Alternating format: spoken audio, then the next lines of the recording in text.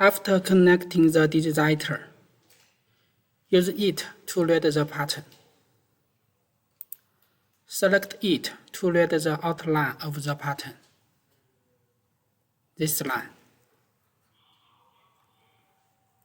Select it to read the lines inside the pattern.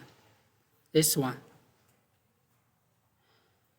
Select it to read the closed lines inside the pattern.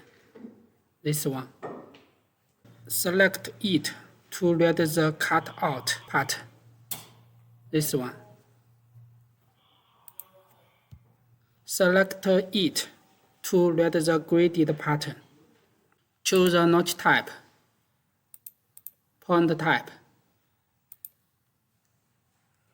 After a pattern is finished, click it to read the new pattern. Click it to finish.